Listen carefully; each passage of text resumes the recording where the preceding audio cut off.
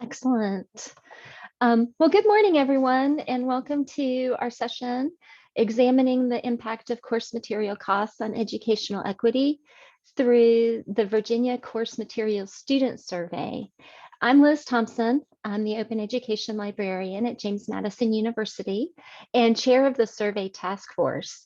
I'm joined by Ann Osterman, Director of VIVA, Virginia's Academic Library Consortium, and also Sophie Rondo, Viva's Assessment and E-Resources Program Analyst.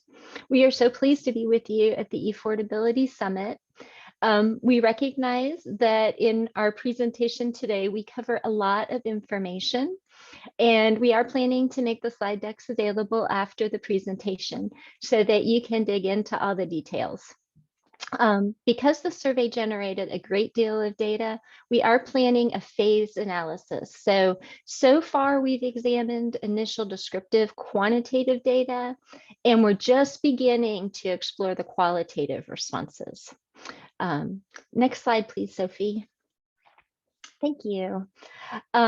First, some background. VIVA is the consortium of 71 academic libraries within the Commonwealth of Virginia. We have both public and private members, and we divide ourselves into 4 institution types. On the public side, there are 2-year, 4-year, and doctoral institutions, and there's also private nonprofit institutions. VIVA's been around since 1994. It was initially created as a resource sharing group and quickly grew to include shared collections. So recently, like many libraries and consortia, VIVA grew to include open and affordable course content programs. Next slide. This all began with a pilot of the Open Textbook Network, now known as the Open Education Network. I'm sure you are all familiar. Following that pilot, VIVA talked with many groups around the country engaged with this work, such as Open Oregon, Lewis in Louisiana, and Galileo in Georgia. And we pitched a continuing program to the state. This open and affordable course content program was funded starting in 2018 and has an increasingly diverse array of programs. Student savings or cost avoidance from course materials is a major part of this program, but VIVA is also deeply aware that OER can contribute to the student success in a wide variety of ways, from increased representation in content, availability of course materials on day 1, and access to those materials after the course is completed. Next slide. So this particular initiative, our Virginia Course Materials Survey, was conducted just a few months ago in fall 2021. So we're very pleased to have more than 5,600 valid student responses to the survey from 41 institutions, giving us a strong population from which to draw statewide conclusions.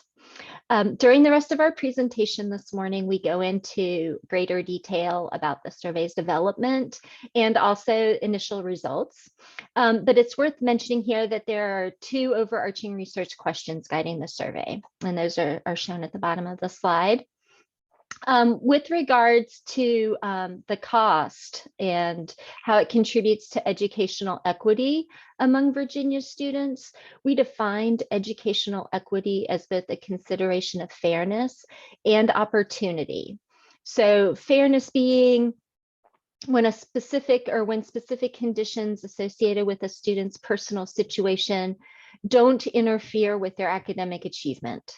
And then opportunity being when students with disadvantaged socioeconomic statuses have the same opportunity to pursue their degree as those with greater financial means.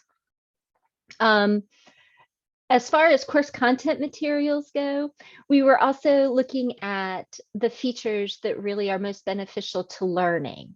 So we acknowledge that course materials are not limited to textbooks. They include material types associated with activities and assignments, readings, courseware, mixed media, and class guides. Next slide. So the idea for the survey came out of an August 2019 VIVA Steering Committee annual planning meeting. It was important to faculty and administrators that we have direct information about Virginia students, including a deeper look at educational equity. Viva gathered an informal working group together in 2019 to start discussing and refining the idea of a survey, the research goals, the kinds of questions institution. Course was created in July of 2020 with representatives from the Virginia Assessment Group, and then all different types of institutional representatives. So the public 2-year, 4-year, doctoral, and private nonprofit institutions. Next slide. So in early meetings with the task force, we really focused on reviewing the 2012 Florida Textbook Affordability Survey and formalizing the research goals for the Virginia survey. So we did actually begin with the Florida survey as our starting point. We moved away from the focus on textbooks to be a little more inclusive with the broader course materials. And then we also did retain one Florida survey question verbatim for benchmarking. We developed a section on course material features as a secondary research goal. Important to features was really understanding the value of identities, representation, and accessibility in course material. The task force was very thoughtful about the survey questions, thinking closely about or deeply about cognitive load on participants, number of scales and open-ended questions, and how the questions were organized. For example, the demographic questions were put at the end to prevent priming the respondents to answer in certain ways. Also, choose all that apply questions were discussed as being both inclusive, but also potentially challenging to analyze. We also shared the survey instrument and our approach with stakeholders, student workers, and survey experts, and their feedback really helped shape several of the questions as well as our distribution plan. Student workers, for example, were asked if they would be likely to take the survey given the email invitation, if any of the questions that we included would be difficult to answer, and roughly how long it took them to read through the survey. And really all of the feedback was incredibly helpful in improving our approach. Next slide. So with a clear focus on educational equity, having the really robust demographic questions was critical to our survey. And we discussed the difficult balance between having the information to analyze educational equity and broad data availability. So lots of demographic variables means lots of personal data and greater risk of re-identification. But this was really key to understanding the roles of the areas of greatest concern, which populations those really were. We also explored the literature to identify inclusive approaches to demographic data collection, and we reviewed our state surveys and tried to align our question responses to the state responses so that, again, we would have some means of benchmarking our responses with the state demographic variables. Next slide. As far as platforms go, we explored SurveyMonkey and Qualtrics. We landed on Qualtrics because of its robust functionality, reporting features, and the site license was available to use through George Mason University, which was the IRB that approved our research project. We used display logic for several questions because some questions were specific to students with different degree levels. And then for certain questions, like the check all that apply questions, we used make answer exclusive functionality. So even though the question had many potential non-exclusive answers, if there was one answer that was exclusive and they chose it, they could not select any other responses. For example, if a participant indicated they did not attempt to reduce their costs, then they couldn't select other answers associated with cost reduction strategies. So like they couldn't select, they rent their books or they buy a used copy or they share with a friend.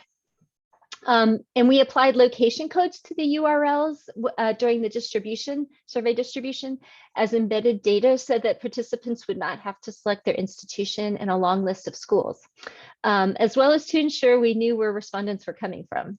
So this enabled us to share summaries and track activity. And now for more on our survey distribution plan and the initial quantitative data analysis, I'm going to go ahead and turn it over to Anne. Thanks, Liz. So much of the work on this survey has been about balancing competing needs, and that was certainly true with sampling. We needed a large enough sample to achieve our goals, but a small enough sample that schools would actually agree to participate. Full population surveys are generally rare because of survey fatigue concerns, so we knew we had to ask for something reasonable.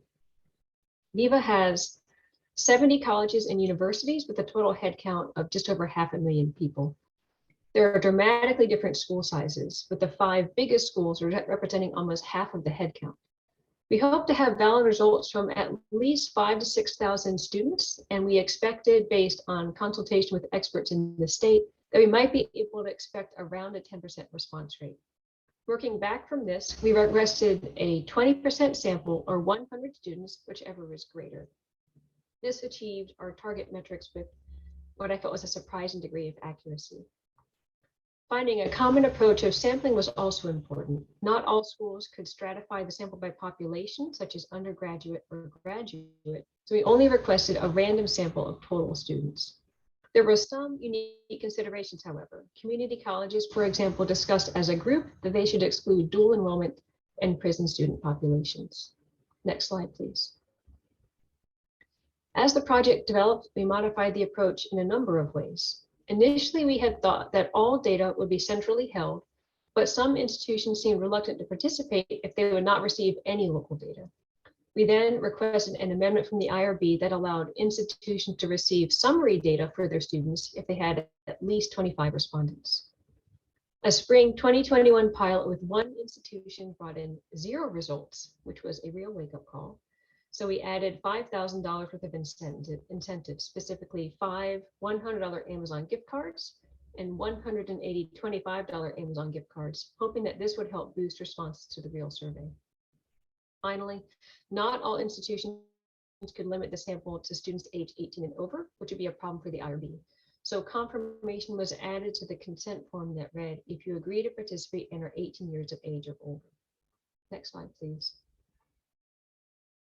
Deciding between central distribution of the email invitation, where you have to manage individually identifying email addresses, and institutional distribution, where we rely on others to actually send the email invitation, was a key point for us.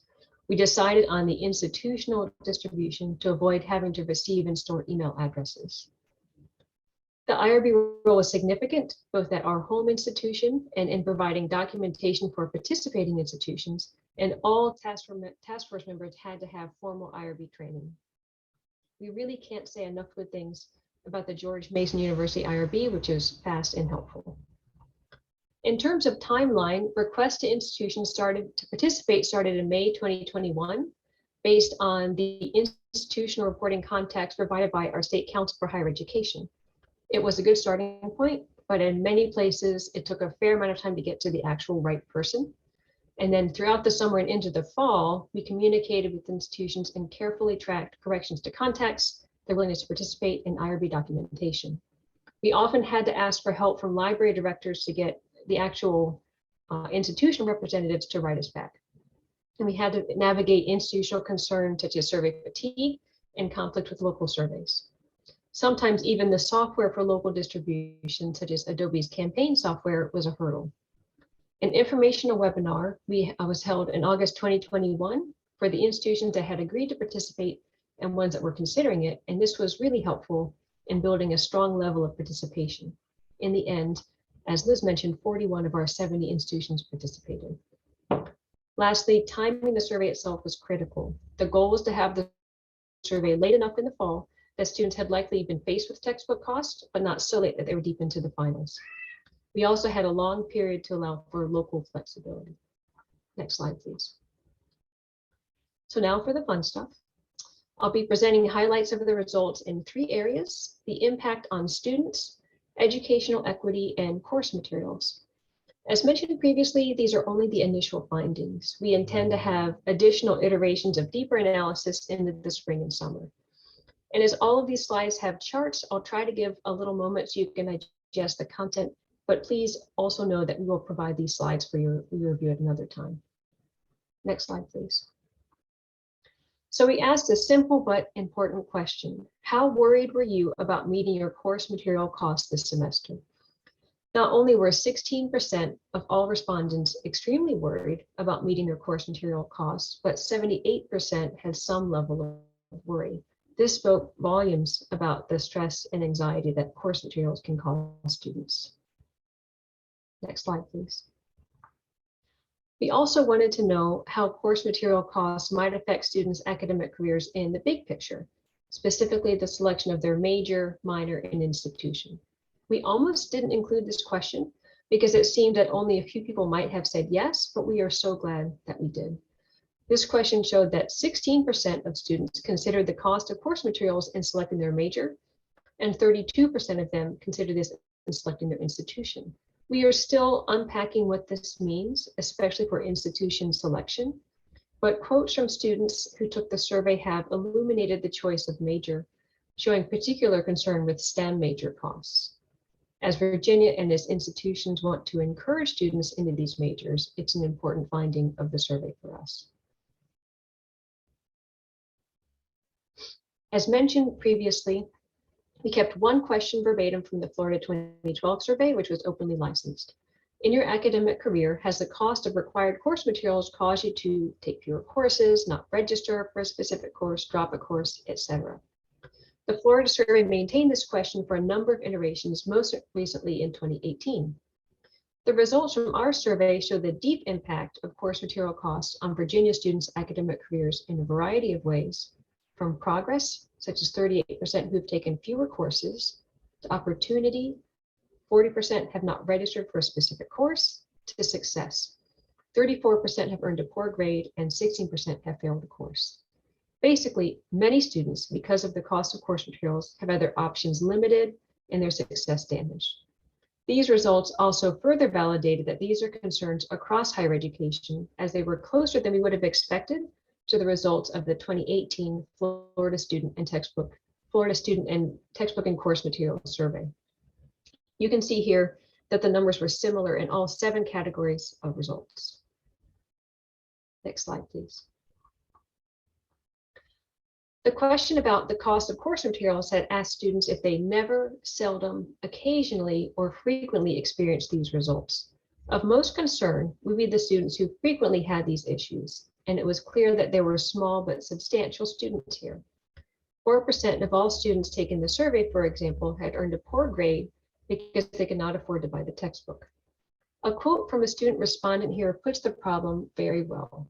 Those 21% of students who frequently do not purchase the required textbook because of the cost are at a severe disadvantage. They're already behind from the beginning. Next slide, please. So the task force was interested in building on the work of previous surveys, specifically in the area of educational equity. They approached this by asking a wide range of demographic questions, as Liz mentioned. But please keep in mind, these are only initial findings that you'll see. For example, we're only working at the moment with white and non-white only, but there are a variety of ways we hope to approach a deeper understanding of the relationship between race and ethnicity and course material costs. We also asked a question about DACA status, and that is, we did get the answers, but it's a very small population, very, very sensitive to how we use that data. Next slide, please. The task force wanted to focus on specific areas of concern that would, based on the literature and anecdotal evidence, be more likely to increase challenges for students. They picked 7 areas described here. There are 3 related to funding sources, students using Pell Grants, education loans, or full-time jobs to fund their education, and 4 related to social aspects, people who selected something for race and ethnicity other than only white, those who identify as first-generation students, or the first to attend college in their family, those who are taking care of family members, and those who identify as having a disability. We also note here that over half of those who identified as disabled so that their disability affects how they use course materials. Next slide, please. The task force was interested in the compounding effect of these areas of concern as well. Would students having increasing numbers of areas of concern also reflect increasing challenges with the cost of course materials? In order to analyze this, a simple count of the areas of concern was tracked as a process variable. A person who works a full-time job, takes care of family members, and is a first-generation student, for example, would be defined here as having 3 areas of concern. Next slide, please. The data did show that increasing areas of concern showed increasing challenges. In fact, every one of the social areas of concern had higher percentages of people who were extremely worried about meeting their course material costs. The 16% of students who were extremely worried about course material costs was already alarming. You saw that earlier in the presentation, but you can see here that this goes up to 23% for Pell Grant students, 24% for first generation students, etc. The highest levels were those who were caring for family or disabled. Next slide, please. The compounding effect of those increasing numbers also turned out to be a very, very real issue. A first generation student who is disabled and using Pell Grant funding, for example, will be more likely to be extremely worried about meeting course material costs than a student without any of those areas, as 23% of students with 3 areas were extremely worried compared to only 7% of students with 0 areas of concern. Adding 2 more areas of concern, such as being non-white only and having a full-time job, would increase this likelihood further, as 37% of students with 5 or more areas of concern were extremely worried. Next slide, please. The same pattern held true for the impact on students' academic careers. For example, students with full-time jobs and those caring for family were much more likely to take fewer courses, thereby delaying their degree progress. These 2 groups are also more likely to not register for a specific course, showing that their opportunities were more limited. Disabled students were the most likely to drop courses, earn poor grades, or fail a course because of the cost of course materials. Next slide, please. The compounding effect of multiple areas of financial and social areas of concern seen in the question about worry carried through the academic career impact. The more areas of concern, the more likely a student was to frequently experience these difficult results, due at least in part to the cost of required course materials. Students with 5 to 7 areas of concern, for example, were 10 times as likely to earn a poor grade due to course material costs. They were 6 times as likely to not register for a specific course and 8 times as likely to take fewer courses. These parallel climbing increases in challenges with the number of areas of concern was both consistent and alarming. Next slide, please. Finally, even the large decisions that determine a student's academic career, such as the choice of major, minor, and institution, had a tendency to be affected by these areas of concern. Those funding their education with Pell Grants, for example, were 6% more likely to have a major selection and 8% more likely to have institution selection determined, at least in part, by the cost of course materials than those in the overall group. Next slide, please. The second goal of the survey was to investigate which course content materials students find to be the most beneficial to their learning. There is more to share from the survey for sure, but today I'm just going to talk about 2 of those key questions. Next slide, please. One of the questions asked students how important were certain characteristics of course materials in deciding if they should be purchased, from not important to very important. At the top of the list, based on the results, were course materials that were affordable, easy to access, actively used, and needed to complete the course, but it is not only about this overall impression. We want to further investigate, for example, which groups of students found diverse, including diverse views and authors who shared their identities, very important. This can inform Viva's open grant program, among other areas. Next slide, please. Another key question in this area was how helpful to your learning were certain course material features. Overall, the most helpful aspects were the ability to access materials offline and to obtain a print version, which are important for faculty to know when they're selecting their materials. Lifetime access is also helpful, and this runs counter to materials that students have only for the one semester. Few students said that interactive technology and exercises were not helpful or not applicable, validating investment in these approaches. And now I'll hand it over to Sophie, who will talk about the qualitative side of the survey results.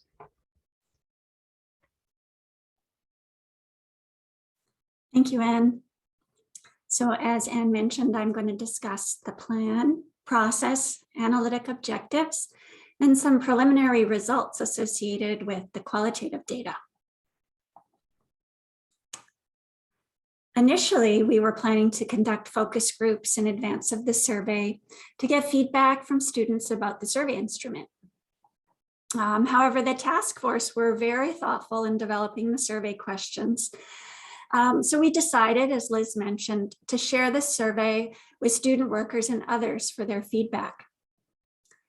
The task force also discussed whether to conduct focus groups or interviews after the survey was distributed to get more in-depth responses.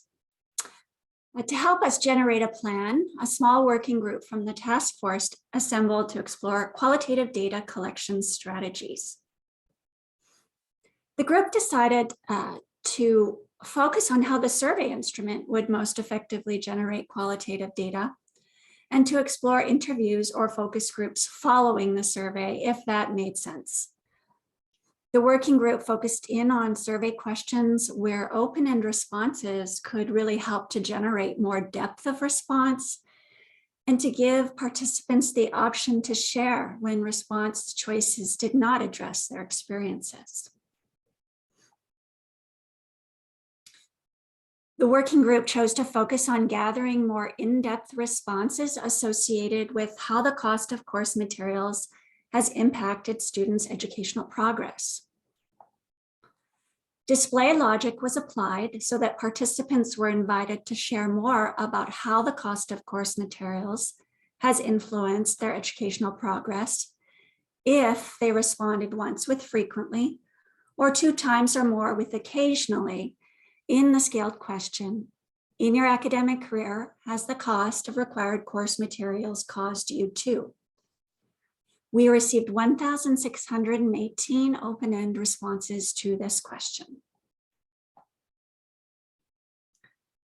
The working group also chose to focus on learning more about format preferences.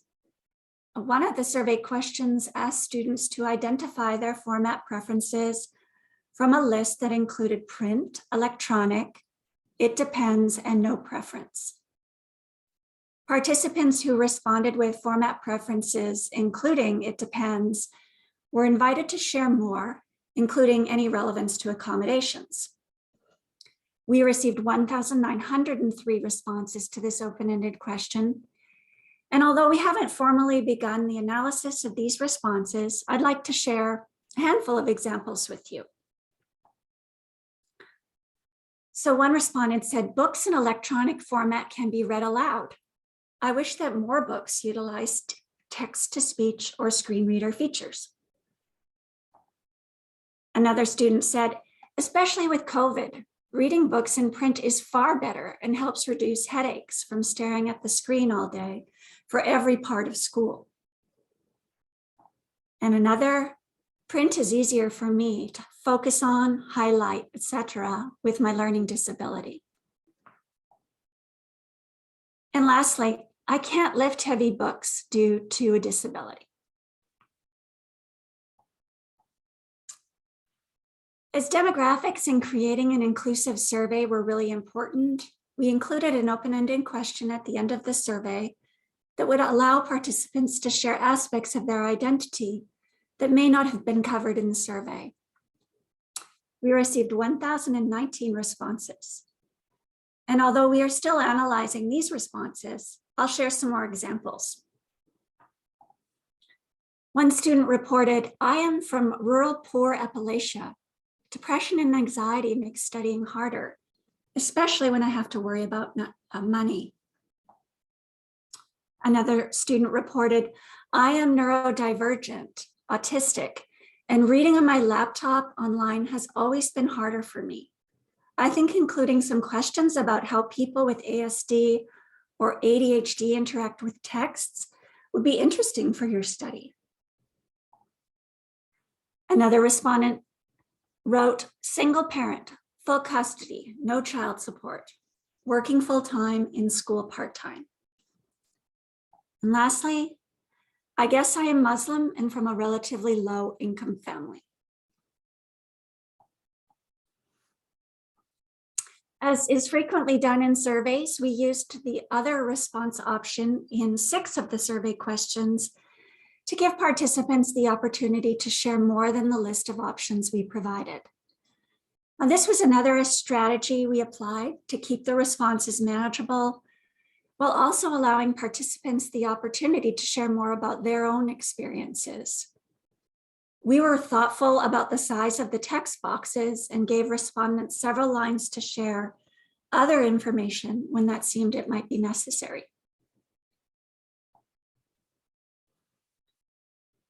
We have a first draft of a qualitative analysis plan, and the analysis will be iterative, with the first phase focusing on responses related to the question about how costs have impacted educational progress.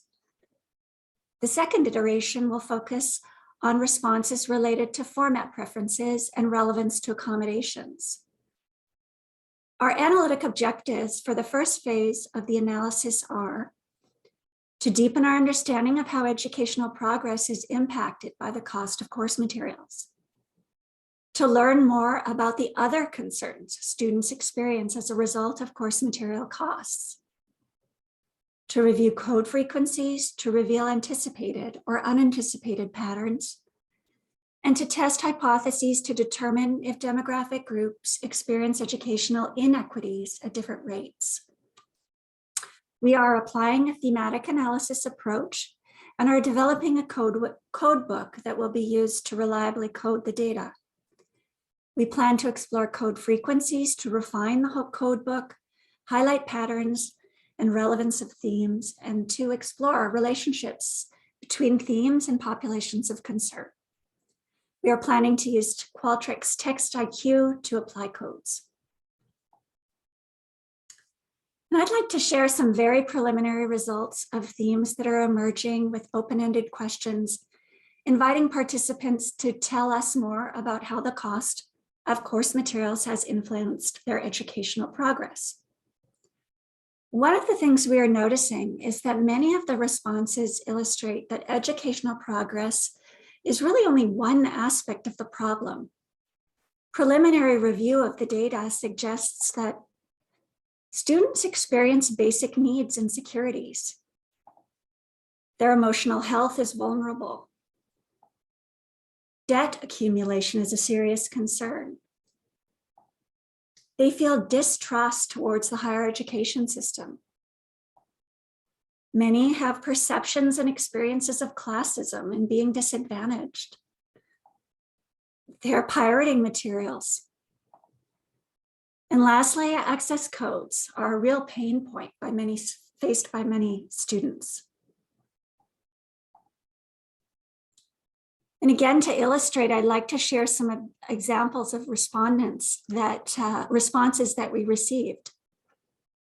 One student reported, didn't feel like I could provide for my family or continue my education because I had to choose between food and a roof over our head or a textbook. Another student reported, it separates the students who are financially disadvantaged from excelling in a course. Another, it caused me to go into greater credit card debt because I have to use my credit cards to pay for books. And again, another student said, expensive course materials like textbooks and access codes is one of the most important things I look for when avoiding a course. And now I'll share a few thoughts as we prepare to close, a few final thoughts as we prepare to close our presentation and open it up to questions. So we learned several things from this experience that we'd like to share with you. Allowing participants to select multiple identities was more inclusive, and it presented data analysis challenges. Many respondents identified as having several racial and ethnic identities, for example. And so we had to combine identities to create manageable categories. Although we shared summary level data with our participating institutions, there was interest among them for their raw data. And in retrospect, we might have investigated what was required with NASAN's IRB to share more of the raw data. We also learned some things about settings in Qualtrics and reporting functionality. So although the survey was set to close on November 30th, 2021, the time to finish responses setting was set to 30 days. So the survey did not actually officially close until that time was up for the last respondent with incomplete responses. So this actually turned out to be advantageous because one of our larger community colleges was late distributing the survey and asked if we could keep it open for a few more weeks. We obliged, since we couldn't move forward with the analysis until all responses were complete anyway, and we changed the time to finish settings for their institution to 7 days, which meant all responses were complete by the time we returned from winter break in early January. As well, another setting in Qualtrics that proved problematic were creating institutional PDF reports. We had problems with the open-ended responses just not being correct. And so we would certainly choose a different report format in future. And lastly, during the recruitment phase, we shared the survey preview link with institutions so that they could see the survey in Qualtrics. Unfortunately, 2 participating institutions shared the preview link with their students at the time of distribution, when they should have shared the published survey URL with embedded location data that we had shared with them. As a result, we ended up with some preview responses missing embedded location data. So in future, we would opt to share an export of the instrument only. So there are several implications for future work associated with the results of the Virginia Course Materials Survey. As Anne mentioned, the course material design features format information will inform Viva Open course grants. The data enables stronger Virginia-specific messaging for Open Education Network workshops. The data provides participating institutions with summaries of the impact that course material costs have on educational equity for their students. And lastly, the data strengthens Viva's ability to do statewide advocacy about student need. Here is our contact information, and at the bottom, you'll see the URL to the Virginia Course Materials Survey webpage. On that webpage, you can find a copy of the survey instrument, and please feel free to reach out to any one of us through the emails provided here. And thank you so much for listening, and we welcome your questions.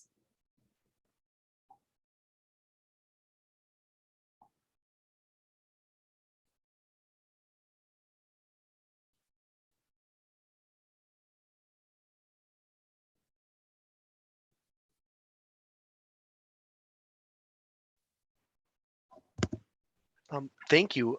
This is Bob. I'll start you out with a couple of questions of fascinating information. Really interesting to see the initial equity you have with the Florida survey and how close that your numbers are. That, to me, that's interesting as we look at national impact and seeing if there's some if that continues to be the case as more surveys come out. But my questions for you are first, when are you anticipating that you will be publishing the data? And secondly, do you have any plans in the works for doing another survey at some time to check progress. I'm sorry to ask that as you're still evaluating the numbers that you received, but thought I'd throw that out there. I'm happy to answer that.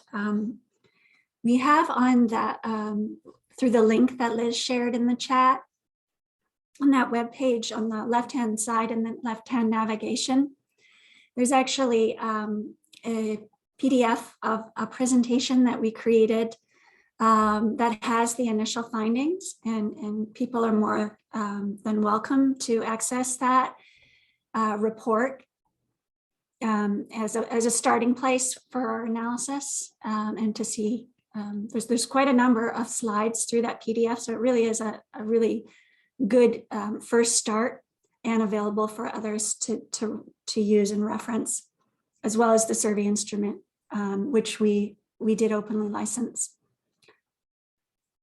The second question is, you're not the first person to ask.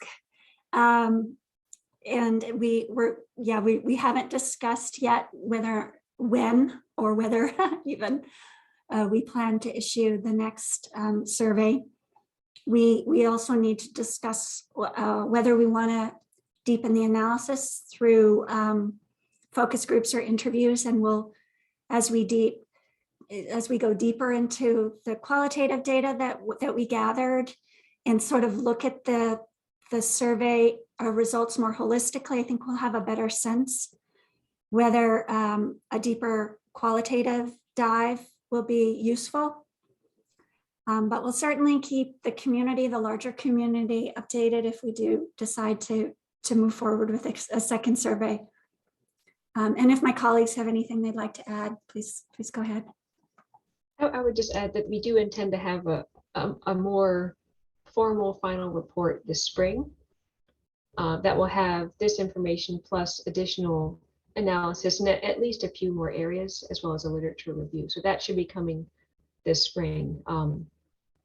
Yeah, as Sophie said, it's a hard balance with another survey. We think it's a little hard to hear at this point, but I will say we learned a great deal about what to do and what not to do within Virginia and how to get a survey distributed. So there's an advantage there that you wouldn't want to have go too long if you wanted to have a similar survey to validate results.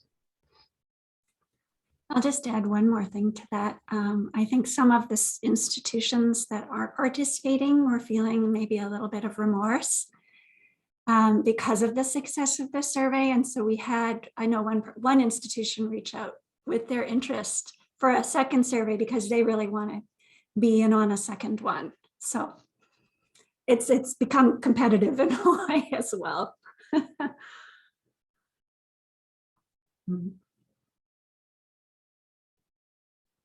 Thank you, Melissa.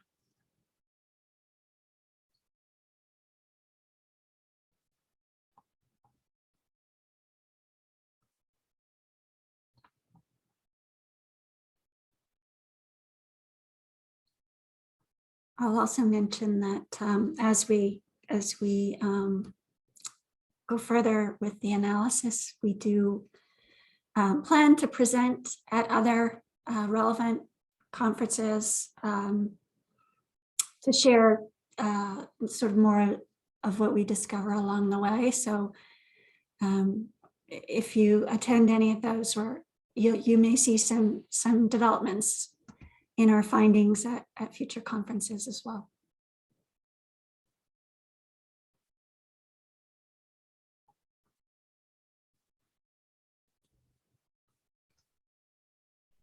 Well, thank you all so much for coming today. We're happy to share this with you. Thank you all. Thank you for joining us at the Affordability Summit. Fascinating. I look forward to seeing more about your work. And I think this is going to help all of us inform our decisions and the way we move forward on our plans with affordability going forward. So thank you very much appreciated. Thanks, everyone.